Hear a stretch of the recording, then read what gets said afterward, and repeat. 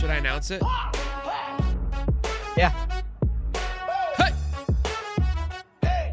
It's Hot Top Sports where the takes don't miss. The prof with the stats, the champ with the fists. Swore to bringing fire, cowboy, tie riding bull. Bulls calling bets, watch the stories unfold. And your truly eyebrows running the show.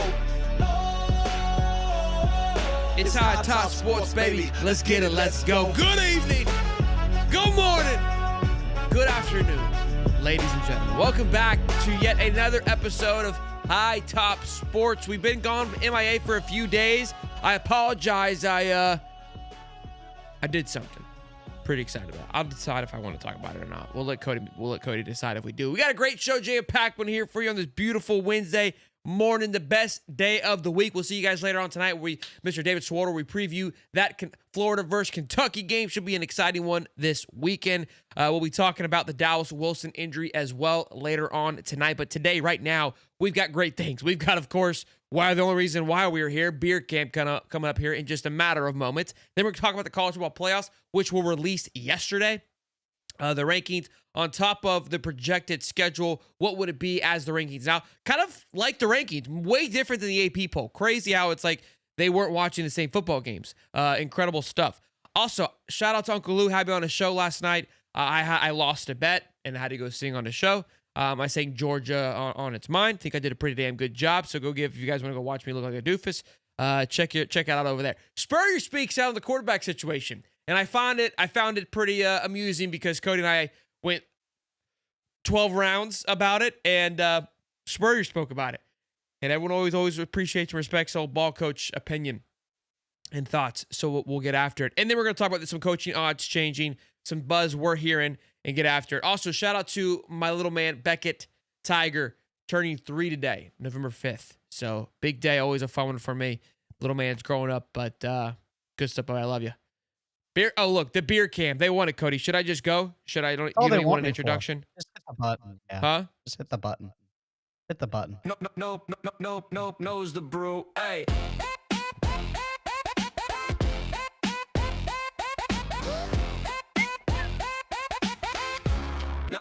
Knows the brew.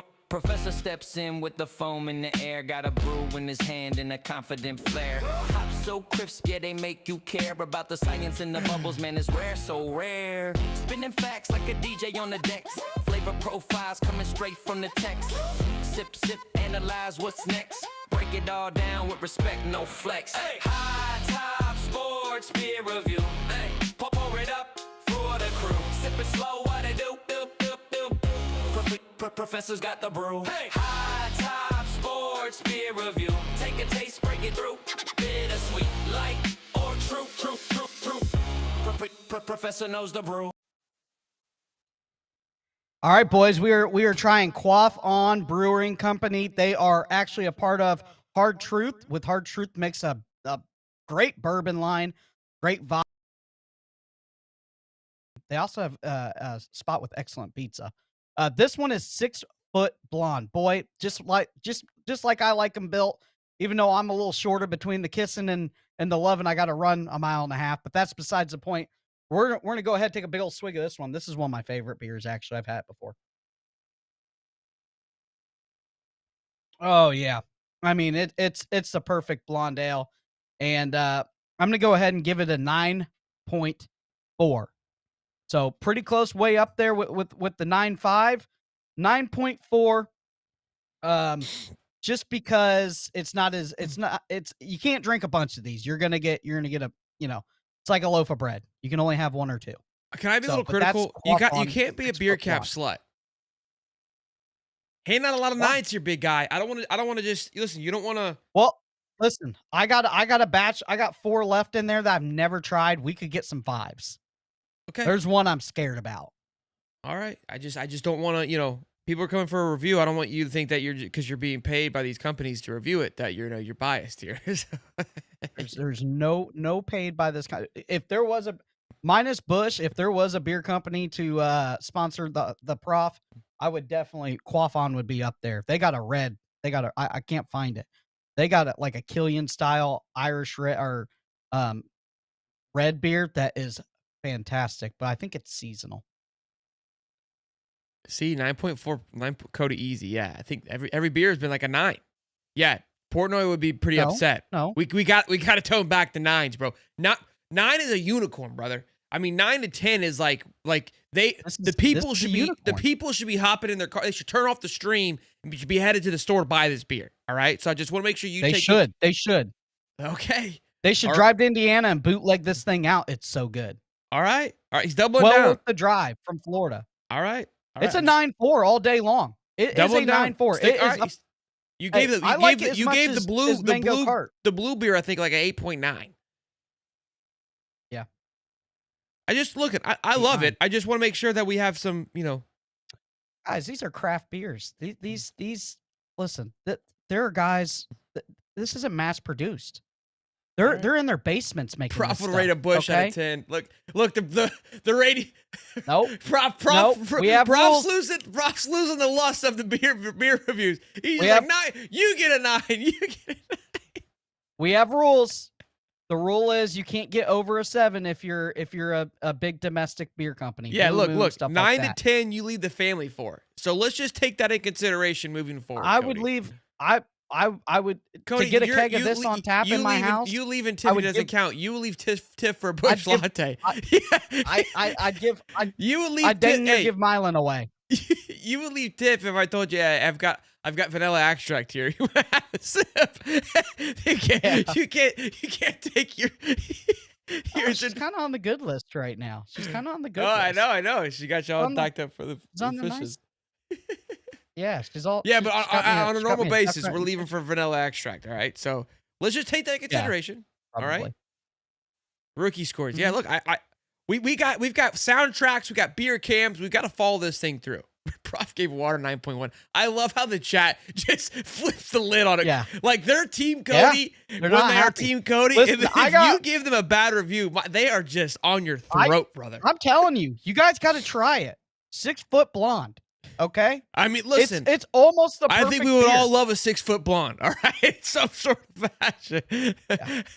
So listen, I'm all for the 9. Hey, I don't want you to lose credibility. I'm looking out for you. I'm Team Cody. Because I got a couple in here that I'm scared. Like I'm scared for my life. Okay. But heavy coming down the road for a solid 9.7. Nope. They can only get 7s. Nope. Oh, domestic beer can only get 7. My man says, I needed this morning to keep my wife in y'all's prayers tomorrow. She gets breast cancer screening. Oh, damn. Sorry to hear that, man. Yeah, definitely we'll keep you in our prayers, and hopefully we can kind of take a little bit of a load off of that and make you laugh and have some fun here today, man. But appreciate you guys for tuning in. As always, smash. Looking for free merch and samples, not mad at it. Yeah, I just want that. I just want to hear like that beep, beep, beep, and Quaffon just be dropping kegs off at the house. Okay.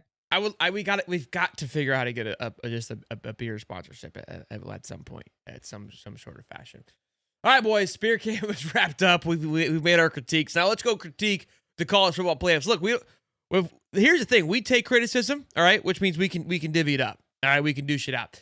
College football playoff rankings came out, so the AP poll does not matter anymore. So the people who were not watching the football games are now dead to us, which is great. And look, I got to think that they watched the show because there were a few things that I was clamoring for, and I want to say it was Texas Tech not being ranked higher, and they watched the show and put them higher. So thank you guys for listening and following along. Here's what's crazy about this, right? Because look at Utah. Utah was sitting on the outside looking in, and I was like, man, they don't have a chance. They're like 18th. It's crazy how much of a difference this has changed some things. They also have 1, 2, 3, 4, 5, 6 SEC teams in it. I had 5, maybe 4. What? Prof has a sponsorship on the way from 3 Foot Midget Brew Company, rating it 11 out of 10. Be more my size. Oh man. And so crazy to have 6. I'm not a huge fan of this. Look, there's things that I like. There's things that I don't like. So let's get after it. A&M, I believe, should be the number 1 team in the country. I saw Paul said the same thing. I go, look, we're on the same page. A&M, in my opinion, has much better. You could argue between Indiana and A&M. I think Indiana has looked really good and has had some great wins as well. But A&M's resume, man, has been historic. I really think that the playoff committee is taking the Marcel Reed's liability into play here. I'm telling you they are. There's no other reason why they shouldn't be number one, personally. Again, maybe you give Indiana, I'd be okay with it. Ohio State just hasn't really been challenged. Look, that Penn State, we all know, is not the same Penn State as it was at the beginning of the year. So their massive win is Texas, which hasn't looked very good. Like Texas, when LSU beat Clemson and Clemson goes and lose, now they've lost a lot more, we all realized pretty quickly that LSU win wasn't that great over Clemson. Ohio State's good. I'm not trying to take anything away from them, but we've got to have some, stability here for those things. Georgia over Ole Miss. Oh, no, Georgia beat Ole Miss. Excuse me. That one's fine. I think Virginia being throttled down there at 14 with one loss, and Louisville being behind a 2-loss Oklahoma and Texas team. I get their losses probably aren't the greatest. Louisville has some solid wins. I feel like they're being punished for playing the ACC. Georgia Tech being just completely thumped as far back as they are. Again, Vanderbilt has 2 losses. Georgia Tech has looked very sound. Obviously, they dropped one to NC State, but I don't know. I'm not a big fan. Not a fan of Miami over USC. And again, these rankings are extremely important. And we know that because where you start this week, right, can help in a way. Like if it were to end right now, if nothing else changed, if all these 12 teams went out, no movement's going to happen. And do we believe right now that these 12 teams should be in the playoffs based on what we've seen thus far? I would say all of them except I don't know if I can feel good about putting Texas and Oklahoma over one of those ACC teams, if I'm being honest. You can pick who you want it to be, but I think Oklahoma should be ahead of Texas. I understand Texas beat Oklahoma, but who is Texas beat? I know they beat Vandy, but outside of that, they lost to Florida. Oklahoma. Dude, Texas should not be there. Listen, this is who they played. 14-7, Oklahoma, they lost to Ohio State. SJSU 38-7.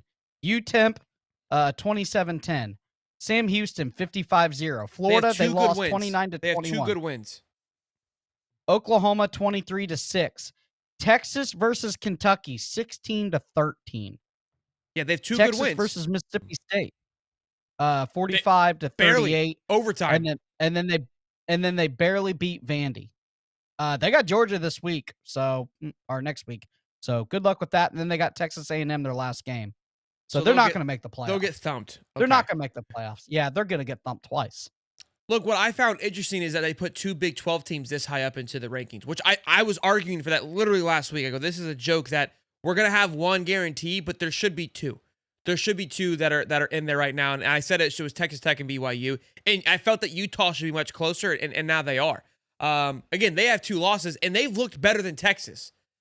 And their 2 losses are to Texas Tech and to BYU. That are their 2 losses. And you've got a Texas team whose 2 losses are to Florida and again Ohio State, but your 2 losses to Utah were to 2 phenomenal football teams, and they were great games for Utah. Oklahoma, same boat. Again, this is huge. I think they should be ahead of it. Notre Dame, people don't like Notre Dame. Notre Dame should be right there. Notre Dame has 2 losses. Those 2 losses were to an undefeated A&M team at the Buzzard and lost week 1 against Miami. It was so long ago, nobody remembers it. And they have been just marching right along. Got a good win over a 19th ranked USC team. And I said, Notre Dame, you went out, you will be in, as they should. Those 2 losses were some of the best losses you could have had at the time that they had them. They were so early in the season, too, nobody even remembers them. Now, we do, but you know what I mean. They were so early, it doesn't matter. I don't like OU. I don't like OU here. I don't think Texas or OU deserves it. I think Miami deserves it over OU and Texas. They've only lost 1 game. Miami's lost 2 games. Have they lost 2 games now? They lost to Louisville and lost to SMU. Louisville and SMU. Miami should be lower. Miami should be lower. Look, so let's take a look at this because what we're missing here. Okay, so they've got Virginia. Here's what's interesting, right? The 12 teams, right, is not exactly how the playoff bracket's going to go. Because right now there isn't Well, because there's not an ACC team that's ranked in the top 12, but you're guaranteed a spot when you win your conference. So right now they're saying that only one ACC, which I said that was probably going to happen, right? Only one ACC team gets in. Here's the other thing that we're not missing. A G5 school is going to get in. So in all reality, Oklahoma and Texas aren't in right now. Based off that, they're out because 2 spots are going to be taken. So we take a look at this, and they're not there.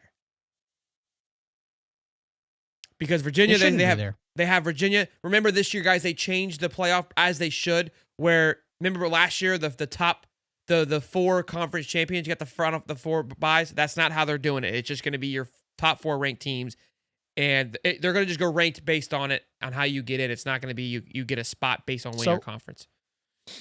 So, who would Georgia play if they beat Memphis? Bama. That sucks. Yeah, bro. Right now, based on how it is. Why? Like, why they keep doing, like, can we get Georgia, Ohio State? Well, it's just rankings, buddy. I mean, that's not, like, that's not. It's just frustrating. Like, I don't want to see Oregon, Ohio State. That's just Big Ten. Yeah, I mean, it's a small shuffle of the. I mean, you would have to move. You're just making 2 SEC teams face 2 more SEC What does suck, teams. because look, if Georgia Ole Miss wins, they're going to be playing SEC. It would be, yeah, I see what you're saying. I mean, you really can't pick and choose where these guys are. You could switch BYU and Ole Miss if you really wanted to do that, but you can't keep that in mind. You can't navigate. You can't function putting the playoff bracket that way. But so here's the thing. Like I said, the 11 and 12 Oklahoma and Texas are out. And here's who comes in. It's Virginia, because they would win the ACC. That's who they're assuming, right? You could take that 11th spot right now and plug in either Louisville, Virginia, or Georgia Tech. It's kind of how it's going to shape up. And then Memphis would be your G5 school, who took down USF earlier this year. That gets that last spot. So in all reality, it is interesting to kind of take a look of, like, well, maybe Texas, that's why Texas is where they are, because they're not in it anyways.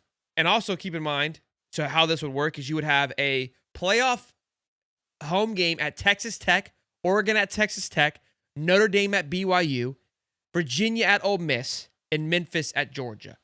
So really fantastic stuff. And the next round is going to be at neutral sites. But look, I mean, you got the Big Ten and the SEC just basically dominating. The SEC, like I said, having 6. No, they don't have 6 teams. They would have 1, 2, 3, 4 teams. Hold on. Shouldn't number 1 play the worst team? Well, you do it. That's not how that works. So I know what you're trying to say. You're saying why? No. So that's if you reseed it, right? So some professional sports do this, but what you're doing here is you're assuming the better seed is going to win. And so if Texas Tech were to win, Georgia wins, Ole Miss wins, and BYU wins, Texas Tech would be the lowest rated seed to play Ohio State.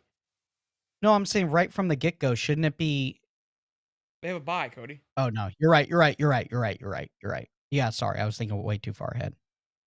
Now, some sports will do, like, they'll reseed it. So if Memphis were to happen to upset Georgia, then they could go and play Ohio State. But I don't think that. I don't. The bye week needs to go. It's stupid. Yeah, quarterfinals. I agree, John. I think quarterfinals. No, I like bye weeks. You should be. If you finish top 4, I think you need that. You need that disparity so you don't lose the lust. Like, if you're not going to give a bye week, like, where's the fight to win your conference championship? All the bye week teams lost last year. I mean, you see it in baseball now. Like, you're in this rhythm and you take it off. Does it throw some things off? Quarterfinals, I agree. The second round should be I think. I mean, the only reason why we do these bowl games is because of the money aspect of it. But yeah, I mean, I don't know how they could figure that out. But if you brought the only game it's like the Super Bowl. That's the only game that should be in a neutral site. Like that, and you want to talk about really fighting for a seed now, where you're like, hey, I have home field advantage all the way through. I mean, come on, brother. I mean, you want to talk about capitalizing on the energy of college football. Make the college football playoffs just the NFL style, where every round is you're playing at the respective school. Again, the Super Bowl, the main one should be in a neutral site. I'm completely okay with that one. But man, we'd have a run, dude. Good call, John. Yeah, because it was must-watch TV last year. You got Tennessee going into Ohio State. That was fantastic to watch. The matchups were kind of weird because of Arizona State getting that easy bye. This year would be great TV. Oregon TV. got hosed, being the best team.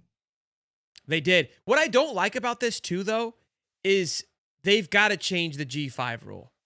Like the fact that Memphis just gets an absolute It should be a play-in. They should have to play 13. They should have to play the 13th team.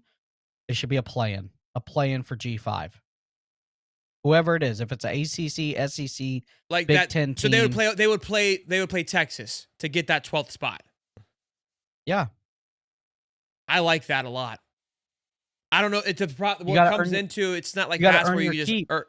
I giving them just a freaking freebie here, brother. My goodness. And look, I mean, if they go and beat the 12th team, which technically would be Texas now. Texas. If they go and beat them at Texas or a neutral site, you deserve to be there. But I don't want G5 freebies because we know what's going to happen. Georgia's going to roll them by 40 points. Oh, it's not even going to be a bloodbath. A horrible first-round matchup. Yeah. Yeah. So why do it? Wouldn't you rather see Texas, OU? Who's the other one? Who's at 13? Utah. Wouldn't you rather see like a Georgia play one of those guys? Yeah, no question. Yeah, I would. It's almost worth being the 5th seed. Yeah. I mean, you got the easiest race in. Yeah, you literally get a freebie because you're going to get the G5 guy. You're getting the G5 guy. You get a warm-up game. Because there ain't no way that the G5 is not going to be 12. So you get a layup if you're 5th. You might have just fixed college football. We have a weekend between the playoffs. And if people are like, oh, it's too many games, like, well, it goes back to the old saying of like, well, if you don't want to play in the extra game, play better football. I don't know what to tell you. And if G5 wants to bitch and complain about it, it's like, dude, you can't get a freebie. Like Memphis' schedule compared to literally every team from 12 to 25 ain't even close. And I don't even think Memphis is ranked. Memphis isn't even ranked right now. So you're going to take a team. Why are you going to? Is that in top 25 and give them a spot in the college football playoffs because of the damn participation trophy bullshit that we're handing out. Yep. It's a joke. And it's an absolute. And I'm okay with giving them a chance. The wildcard game is a phenomenal idea. Phenomenal idea. What you can't complain because if you're the bubble team, if you're one of those bubble teams trying to get in, you're gonna say, "Oh, I'm not gonna play a game. I'm not gonna risk my player injury." Hell yeah, you're gonna play that game against Memphis at neutral site or at your house. Why not? You're on the outside looking in. It's play to win. It's must see TV. Make it prime time Saturday. Dude, it would 7:30 kickoff. Everyone else is doing it. I mean, you've got everyone else doing these wild card things. You know what? Give the G5 the playoff. Give them the home stadium. Give them the home stadium. Let's see it. Nut up, G5. Go beat a big boy. I don't hate that. I guess that would be your advantage. That should because you should get again. I don't know. G5 I've already fixed it. G5 at home with a playoff bubble guy. Your Texas, Oklahoma, or whoever is on the outside. The first team out plays that Why wild card it? game. That's mega money. Number one, you got a big time college coming to a G5 stadium. They're gonna sell out. It's gonna be a big win for the school, and you get a chance to earn your keep into the playoffs. So why not do it? Give the G5. Okay, I'm not saying they need to go to Texas. I'm saying, Memphis, have it at Memphis. They're the G5 winner. Hey, you gotta come play at Memphis. I'd have that one at a neutral site. I think you have to have that at a neutral site. You can't have that big of a game at a high school stadium because if it's all about money, you can't completely shoot yourself in the foot. They're not high school. Memphis is pretty sick. A lot of them have a lot. Memphis is pretty sick, but. Yeah. You know what I'm saying? Like you don't want that game being played at USF. The place is a dump. So, okay, make it in state. Make it Memphis in state, or close to it. Yeah. Make it close. Yeah. We can figure that out once they pass it. Wait, what's the beer called? What's the beer called? We have the chat's asking. It's called Quaffon 6 Foot Blonde. Yeah, well, look at Cody's hot with the wild card take idea. It's fire. Look at that. You won the chat back over, Cody. Yeah, I think it's great. Phenomenal. What have you on the chose here, big fella? There it is, boys. There's our first rendition of the college football playoffs. Listen, I mean, I'm the only thing I have a quaff with, again, I think A&M is too low, and I'm not a fan. I think the ACC situation, I called that perfectly. I said it's going to be one person this year based on how it's shaken up, and as it should be. They've been an abysmal of a conference this year, and I'm glad the Big 12 got much more appreciation and respect, as they also should. They've played really good football this year. They've looked really, really sound. At least the top half has. And I've been clamoring for this. The Big 12 is the third best conference in college football. Like it's Big 10, SEC. Then the Big 12 is right there. I mean, they are a few teams kind of figuring some things out of. They need some more stability, but they said it during their presser during their week of like we're sound top to bottom. We just don't have too many true killers yet at the top, and that's true. That's 100% true. But Texas Tech has looked apart, and so has BYU. And Dan Pierre looked really good this past week. I'm not sold on him yet, but Utah is really good. I thought about this. I was on Uncle Lou's show. We were talking about Georgia's football and how they just find ways to win. Georgia football does. And I go, man, in all reality, Georgia and Kyle Whittingham, in my opinion, are very similar, where their goal and their objective is to suck you into their Venus flytrap. They just want the game to be as messy and cluttery as possible so they can take advantage of that and just out-coach you and out-manipulate you. And that's why if Georgia does such a good job is like they just muddy the game so much, and you are just like everything you thought about game plan for and is thrown out the window. Like he basically strips you raw, and I think that's why they start off slow. Like they're just trying to like rip all of your gear off, all of your special like armor and swords that you showed up to battle with, and it's like we're going mano-a-mano, fist-to-fist, chess match. Let's see who's got the nuts. And that's because Kirby knows that's his strength. It's like a UFC fighter. It's like we're going to the ground. We're going to wrestle. I'm not standing up with you. That's your strength. We're going to the ground. And so he'll take shots. It's like, okay, I know I'm not a stand-up fighter. This guy's going to just tee off on me a couple of times. That's fine. I'm going to let him tee off. Wham! Take him to the ground. And now we fight. It's not pretty. It's boring. But eventually, you get the tap out. Great analogy, Sheldon. Good job. Thanks. All right, let's move on. We got SPurrier entering the chat, which I love. I always love when he sounds off, and clearly it's a topic of conversation. We talked about it with the DJ Lagway situation, and when you and I were going after it, a lot of people were like, SPurrier would have pitched to everybody by now, and I didn't disagree, and I said, yeah, he probably would have, because it was different back in the 90s, and I've done a lot of reflection since that argument. I got called soft. A pansy for my take on it, and I got a lot of great insight and suggestions of how I should approach it. And I've come to the conclusion I am getting soft. Having kids has made me a damn Charmin roll of toilet paper, boys. I got to tell you what, man. I have the little man turned 3, and we do like a little tradition last night where we write in a little journal. We reminisce, and I'm soft. Okay, I'm getting tenderized with these kiddos. So. That's what kids will do to you. And so maybe I am a little soft, all right? I'm not gonna really, you are. See, I know. I am. I'm a little pansy. It is what it is, boys. I apologize. I used to have a little bit of... Then they turn the teenagers and maybe, yeah, I'll bounce back. You think I'll bounce back? Oh, yeah, you'll be like me. All right, cool. Just wait till they turn teenagers. All right. So they start rolling their eyes at you. I won't quit on it yet. Tell mom to shut up, and dad says this. Oh, there we go. I'm not doing that. All right, there we go. I'll bounce back then, baby. I'll bounce back. So let me tell you this real fast about being a dad. You remember like how popular Lil Wayne was, and you heard that lighter flick? Oh, yeah. And you were like, oh. My kids do the same thing when they hear the recliner slap down. They go, because they know. Oh, there's some heat coming. There's some heat coming, okay? And they not as excited to hear it as we were as the lighter flick and Lil Wayne, but it's the same thing. It'll stop everybody what they're doing When that recliner there's slams a down, negative stop, but it's still the. yes, absolutely. I love it. I love it. Yeah, Cody's a pit bull. Cody is a pit bull. All right, so when asked about it, because obviously his perspective, his own experience, it's look, y'all call me soft. Spurrier's got a little soft.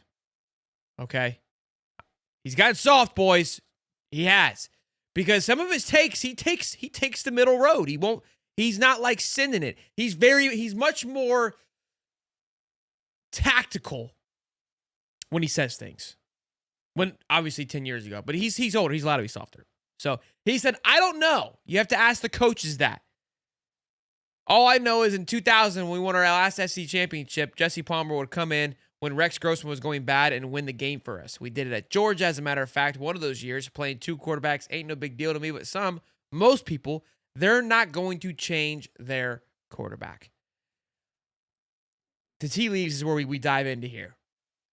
And I feel like, I don't know if Spurrier has been,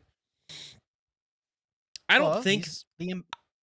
He's the ambassador now. But he's always been like a part, and he has never, like, he's saying what he wants to say. And I wonder, I think that, personally, I don't think that he's being told, hey, you can't do these things. I don't believe that at all. What I believe is that just through time and age, like anything, you realize, like, hey, my words carry a lot of weight. I've got to be a little better about, how I express my opinions. Because if he were to come out and say, hey, DJ Lightweight needs to be benched, he knows what would happen. If he was just verbatim, he's like, I would have benched his ass 2 games ago. Like Shane Matthews says things like that now. Like he'll kind of say just, here we go. Yeah, what was I mentioned on the Shane Matthews podcast? That's not good. Speaking of Shane Matthews, how ironic is that? Yeah. Head ball coach probably would have said it in his 50s. For sure. Late 50s, maybe early 60s, but for sure.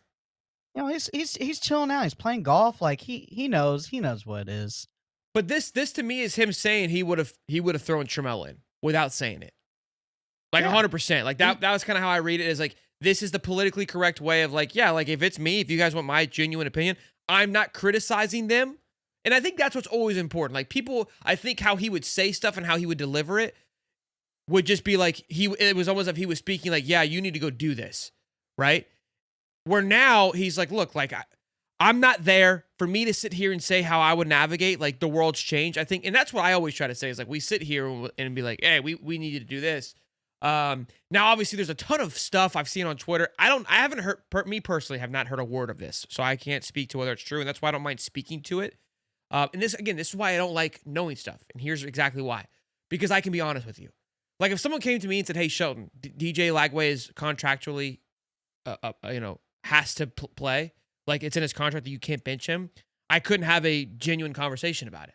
Like I would stay away from it, because I would lie because it would be probably in my best interest to not say that, right? Because, but I genuinely don't know. I just see people talking about it.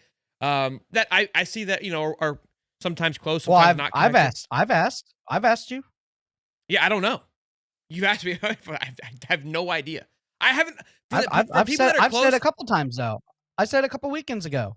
I said after LSU, I said, is there something in his contract that he can't be benched? You're like, not that I know. I would find that absolutely crazy now, but I can't say it's crazy because of the world that we live in, and especially why I don't find it too crazy. Now that we think about it, again, this is why I don't like to know stuff, because I like to think through the process. Is because when Piper was asking for guarantees, that's where it doesn't really surprise me. When you got someone like Piper asking for guarantees, which he says he didn't, but again, come on, let's what's up? You know what I mean? Definitely wanted something. to get rocking and rolling for him. So that is a big one that I would you think about, and we kind of heard those earlier those rumorings or whatever you want to say with Shannon Snell about there being locker room issues. Could this have stemmed from it? Now I don't feel like I've heard or seen much of it since then. What's wild is that since I said it on Uncle Lou's show last night, and I've said it before. And again, this is me just maybe conspiracy theory, tinfoil hats on too tight. When Napier was a head coach, we heard everything. Everything. I don't know if there was a rat. I don't know if there was that just shows you how many people didn't want him there, because that man couldn't go to the bathroom without you knowing. And now he's gone. I ain't heard shit, Cody. We ain't heard a damn thing. Whether it's coaching, playing, practicing, nothing. Nada. We didn't even know that the extent of Dallas injury until it came out on Twitter. Twitter. Just, hey, boom, he's out. Done. Usually we know stuff like that. Very strange. Yeah, for sure. If Flame goes, somebody wanted that man gone. That's my point, bro. Like the fact, I thought it was just like, hey, it's Florida. Like we are a news cycle school. Like that's just kind of how it is living here. Now that we're here, I would say probably probably a booster and one that's might be being vocal now. I don't know. Very interesting. But shout out to SPurrier. Look, I think his opinion is appreciated, and I think look, and when we were arguing about it, or discussing, I wouldn't even say arguing. People think we get pissed off about it, but and I got ridiculed a lot on that video, which I appreciate. I like genuinely, and I think that I definitely floated the line too close. I didn't do a good job of sticking to a point, and I should have done it a bit better. I tried to float, which is not. I don't like to do that. And I shouldn't have been such a puss during that discussion. But yeah, look, and I think that for me, I'm still not on the component. But again, there's so many things, and a lot of things that we discussed and that you pointed to that hey, it's probably a time to at least start flirting the idea out there. I think that's where the big thing is. Like we haven't even like looked towards it, Yeah. So yeah, and. I hate it. This is the last thing I want to be like. I'm not a DJ Lagway hater. I mean, for the 2 minutes that I interacted with him and interacted with my kids, I believe that guy would give you the shirt off his back. And I think he's a great young kid. He's doing everything the right way. It's just, dude, sometimes when you're that big of a superstar, you almost can't reflect and see your problems. And there's some problems. I think Cody's dialed in today. That Blondie, maybe it is a 9.2. It's got him dialed in. I think that's what it is. We live in a world now that if you're critical of someone's performance, that means you hate them and you want the worst for them. Yeah. Now, you were a little hot, so maybe your delivery wasn't the greatest last week, but that's besides the point. You're ready to cut his head off because he was high-fiving his friends. But I think that's the problem, and I feel like maybe that's where I get my defense up of like we're ready to like just write the kid off, and it's like, and again, this is where I've gotten soft because as a dad myself, it's like, dude, this kid's a kid. Like I see his dad like trying to defend it, but and again, like when it came to basketball, like I'm not as emotionally connected, and so. That was for me. It was like just bench the kid. I don't care. Like I was giving Xavier Lee and Boogie Flay crap. I'm like, yeah, I don't give a damn. I don't know these kids. And so that's where I've said it before. I have to be better. But I think that's kind of what maybe you kind of nailed it on the head is that you can't criticize someone without. And again, because you go on the internet and it's like, you guys are assholes. You're shitty fans. Blah blah blah blah blah. And it's like, no, we just it's a business. It's transactional. If you're not performing, you've got to go. And that's where it's got to be. Look, when Napier got fired, I mean, even Slaughter was like, yeah, it is what it is. It's business. So, when I looked at DJ Lagway, I had to take it back to as if I was looking at an NFL prospect, which there's no emotion. I try to put zero emotion involved, and when I scout NFL prospects for the NFL draft show, and everything that he showed me that he has not been coachable and he is not doing the right things with his feet. And he is living off just the God blessed talent that he has.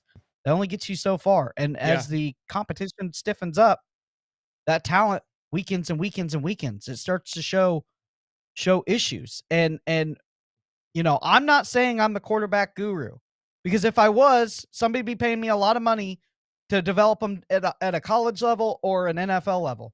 But I've also watched enough football and seen enough quarterbacks to say that doesn't look good. Yeah. To have a valuable opinion on the matter. That's not saying, hey, you should hire me to go make the next best decision. But if I'm seeing there's an issue, I mean, there's probably an issue. And it's more of like a compliment. It should be severe red flags. Severe red flags. Two things. Buddy says, Lagway told me in a hallway, no autograph, man. I'm tired. That's what cursed him. Damn, I can't believe he turned down an autograph. This is, a lot of people have been saying this.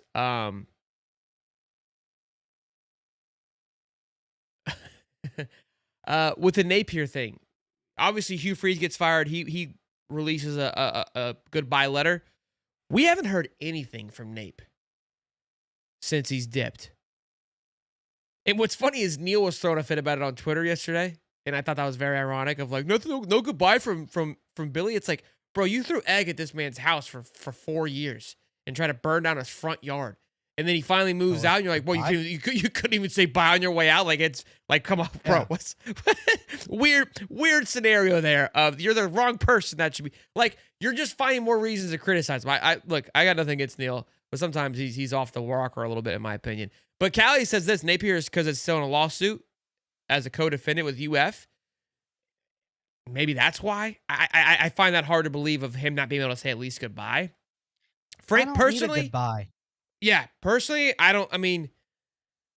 think like how if I'm Napier, you see how ugly it was. Like, I'm being booed off after a win, being booed out of the stadium. Yeah. Like, do we really care about a goodbye letter? No. It's just one more thing for people to criticize, that for whatever, it's just one more word that someone can give him flack for. If we're being honest. Yeah. I don't give a damn. And well, he talks about being a man of honor, a man of integrity. He walked away, said goodbye to his teams, and was asked to leave and left. Like, yep. I don't see an issue with it. Didn't throw anybody under the bus. Didn't say that I didn't get the this or that, or come out with all UF's dirty laundry like he probably could have. Like, dude, he's gone. It's done. It's over. Dude, if I saw him tomorrow, I would be cordial with him. I'd say what's up. Like, I don't hate the guy. I don't know if he said. Like, he did a lot of good. He probably wouldn't. Maybe Kurt would. I don't know. Maybe again, it goes back to the thing. Like just because we know, didn't like him as a coach. Like, they know what this is. They know what it is. They're coaches. They know as us as media, we can't. We paled the water for a very long time. To the end. To the bitter end. And he knows that this is a result-based occupation. Business. Yeah, okay? Business. Yeah. Yeah, I haven't been fixated on it. I didn't even read Hugh Freeze's letter, and he was here's the irony, right? Hugh Freeze, it came out with 86% AI. Yeah, like that's what I was saying. You're just giving them more. Like, they don't like your ass. Yeah. That you releasing that is just giving them one more thing to nitpick, and that's what Neil needed. Neil wanted one more article to write to thrash Napier of like, he can't even say goodbye right. That's what he wanted. Yeah. Clip it and send it to Neil because he knows I'm right. And that's why I don't mind him not saying anything. Like, it is what it is. Like, the guy gave it his all. His all wasn't the greatest. It is what it is. All right, we got more odds, boys. These things keep rocking and rolling here, and I love it how it keeps moving. Franklin drops down. Here's what it is as of yesterday, I believe. Drink is still minus 110. I don't know how he's just hanging on up front up there, but he is. Kiffin moved up from +3 to +2. All right, big stuff there. Then my boy. Oh, fishy. Fishing. Moving on up the ladder, +600. Franklin took a massive drop, which I like to see at +7. Clark Lee making a move, +9. Schumann dropped from, I think he was +7 to +1,000. Dillingham +1,200. Braun +1,600. Lou was asking me, he's like, what about Dillingham? What are your thoughts on that? And that wasn't him like implying anything. He was just wondering where my thoughts were on him. And then after that, it's Summerall, Golish, Brian Kelly's on the list. Like, this is what I'm saying. They start just Munkins plus 8,000. You got to think it's probably in that range of the 4 right now. Franklin, Fish, Kiffin, and Drink. Like, if a decision would have to be made today, those are probably your 4. I would say you could probably move Franklin, and it's down to Fish, Kiffin, and Drink. And those are kind of the same names we've been hearing, the very little that we have heard. And again, the reason I believe this is because, guys, you talk about the Shane Matthews show. And Lou asked me last night, he's like, what are you hearing? Like, what are your connections saying? Like, what are your thoughts? We've talked about it a handful. I've read a handful of articles that can say as much as they can. And we talked about it, I think, on our other show. Like, Turnkey has done a good job, in my opinion. I think their involvement has allowed for the thing to be more hush-hush. And even if Strickland just hired Turnkey to mitigate how the noise is distributed, phenomenal move. Phenomenal move. But let's be honest, right? Like, a plus 900 land for Clark Lee, like, if you had, like, those are wild odds. Like, that's not an upset. That is a Cinderella story type upset when betting in sports. Yeah. Plus 700, obviously it's a little bit better, but it's still a big upset. 6-2 and 600 is still a pretty big upset. Plus 200 and minus 110 is a damn near pick 'em. Okay? So Fish is kind of your last dark night. He's making climbs, is why I would kind of keep him in the mix. But what this is telling me is that right now it's Kiffin. Let's be honest. We know what we're hearing from our side. I know Ole Miss is writing their nonsense. They came out with an article about, the recruits said that he's staying. That's why we're staying committed. Yeah, what else? Okay, yeah. Tell them? So all of a sudden now we're going to take a 5-star recruit who's committed to 9 different schools, word as gospel. Got it. Cool. Good stuff. I'm going to go ahead and start writing some more articles based off that. Good to know, guys. Thanks for the credibility there. Fantastic work on your end. I also talked to Corey Bender, who talked to 9 different recruits who felt the same thing. So where are my odd changes on that? Suck it, Ole Miss. Anyway, I apologize. There was no need for that anger at this early in the morning. The nonsense that's being driven from this. Look, I'm not saying it's going to happen.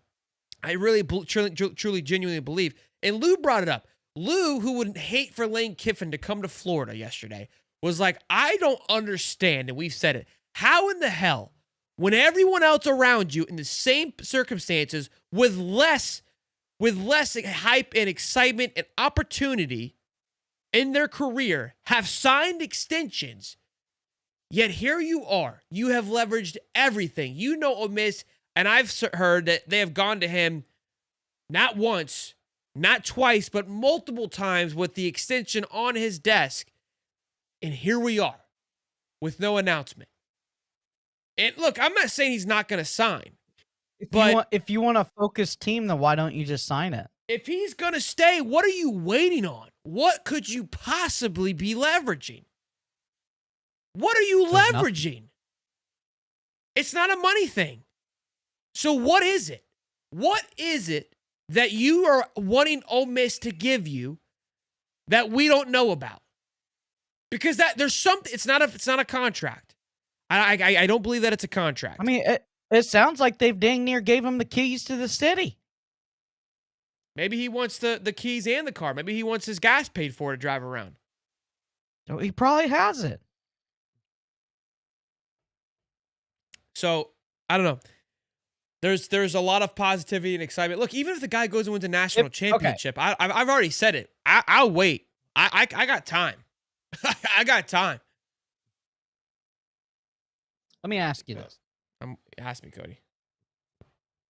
If you're a head coach for a football team that's making a playoff run, a legitimate playoff run, a team that is not as talented as the team that you had last year, and you knew you were in your heart of hearts you were staying there, why not end the noise and just sign the extension? I can't seem to figure out what it doesn't make sense. Like, again, the other guy's waiting. Like, unless you're not signing the extension. What's the point of waiting? Now, he could be going elsewhere, right? You could always throw that into the mix, that it's not a UF That's thing. The only thing. It may not be UF, but the only reason why he does not sign the extension is because he has other plans going elsewhere. NFL, other college, UF, retire, whoever, whatever. But what is the reason when you have a playoff berth team to not just sign it if you're going to be there? If you know you're going to be there. There's nothing else. And if you ask him, he goes, because you guys are just stirring up rat poison. And I guarantee you how Lane would say this. Just he's like, sign it. He's like, sign it and the rat poison will be dead tomorrow. He doesn't care about the rat poison. His team's not, he believes he's not affected, and neither is the team. They've been winning since it's happened. Maybe he's using that. Maybe that's the leverage. He's won some big games since that noise has came out, and he had to go out and say something. Season playing out of its mind. You think he's like, when did I stay, boys? When did I stay? Yeah. That could be it. Yeah. That could be it. Hey, real quick, shout out to Lucas, the man. Trad sent me, I heard you met my buddy Trad, man. Shout out Lucas, Bubba. Small world, buddy. Small world. Yeah.